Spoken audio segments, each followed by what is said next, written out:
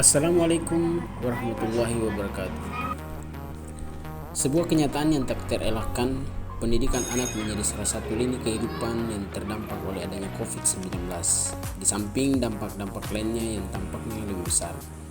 Sesungguhnya kita tidak bisa memandang dampak terhadap pendidikan anak adalah hal sepele. Bahkan sebenarnya ini adalah dampak fundamental suatu bangsa.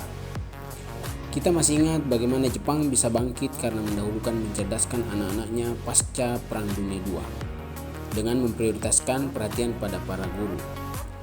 Dampak dari pandemi mungkin bisa diatasi dalam beberapa tahun, tetapi adanya generasi yang alpa dengan pendidikan akan menjadi bumerang terhadap munculnya masalah baru suatu saat di masa mendatang, ketika generasi yang saat ini alpa belajar memegang peranan terhadap pembangunan bangsa.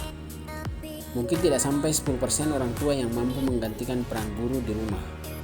Akhirnya alternatifnya adalah ponsel atau handphone, apalagi ditambah dengan alasan bahwa pembelajaran saat ini online.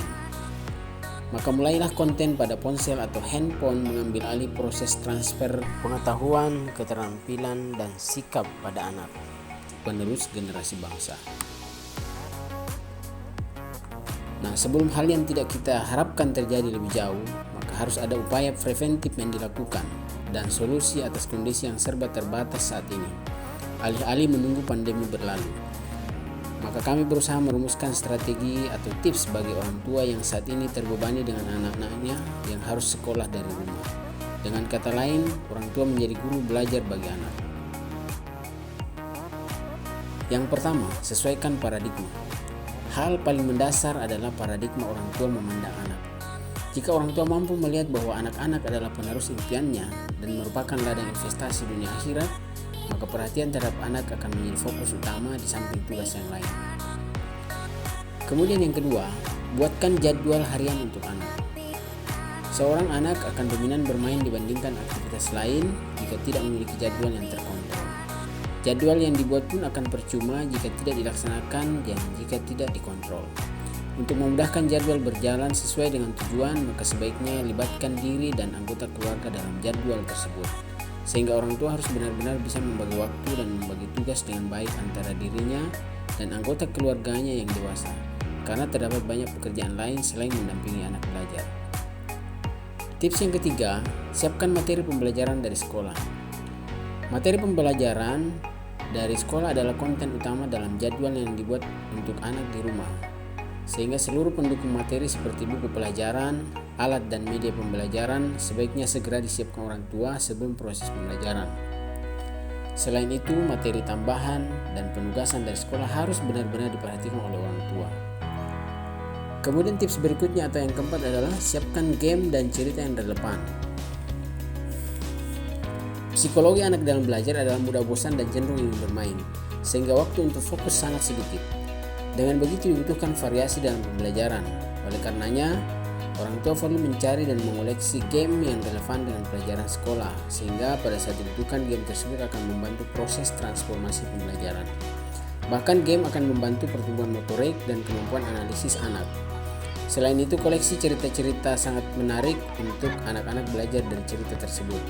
Saat ini tersedia banyak sumber untuk mendapatkan cerita beragam yang relevan dengan materi yang sedang dipelajari sang anak. Kemudian tips berikutnya adalah tunjukkan keteladanan. Guru kencing berdiri, murid kencing berlari. Pepatah itu bukan sekedar isapan jempol semata. Rancangan pembelajaran yang disusun sedemikian rupa akan sia-sia dan cenderung diabaikan sang anak jika tidak ada keteladanan di dalamnya. Contoh kecil, anak Anda diminta bangun subuh, tapi Anda orang tuanya bangun pagi. Atau anak dijadwalkan sholat duha, tetapi orang tua tidak sholat duha. Jika demikian, maka kemungkinan besar orang tua akan menggunakan jurus paksa terhadap anak untuk patuh. Tetapi anak tidak menemukan keteladanan, malah merasakan paradoks dalam rumah. Dan hal tersebut akan menggerus idealisme dan nalar kritis dalam diri sang anak. Kemudian berikutnya adalah perkuat referensi. Teruslah belajar, cari referensi sebanyak-banyaknya, belajar dari banyak hal dalam rangka memperkuat referensi adalah pilihan yang tidak bisa ditawar oleh orang tua yang memiliki anak usia sekolah saat ini. Kabar baiknya, sumber pembelajaran saat ini tersedia sangat banyak. Orang tua sisa memilah yang cocok dan mensarikan untuk anaknya agar memperkuat pengetahuan yang sudah diterima dari sekolah. Kemudian tips yang terakhir adalah berdoa bersama.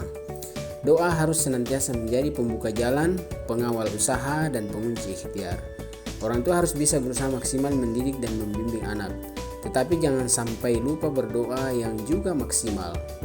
Doa bisa dilakukan kapan saja dan di mana saja. Banyak cerita yang membuktikan bahwa doa menjadi penentu keberhasilan seorang anak, karena keridhaan Allah ada pada keridhaan orang tua. Dalam hal pendidikan anak, doa ini sebaiknya diselaraskan. Bukan hanya orang tua yang berdoa, tapi anak-anak dan anggota keluarga semuanya berdoa bersama, baik di awal pembelajaran maupun di akhir pembelajaran. Nah, demikianlah beberapa tips yang mungkin bisa membantu. Semoga dengan tips ini orang tua lebih mampu mengontrol anak-anak, di mana mereka menghabiskan waktunya dan sejauh mana mereka menyerap ilmu pengetahuan. Jika semuanya bisa berjalan dengan baik, maka bisa jadi pandemi menjadi momen yang berkah buat orang tua dan anak-anak. Semoga, amin. Assalamualaikum warahmatullahi wabarakatuh.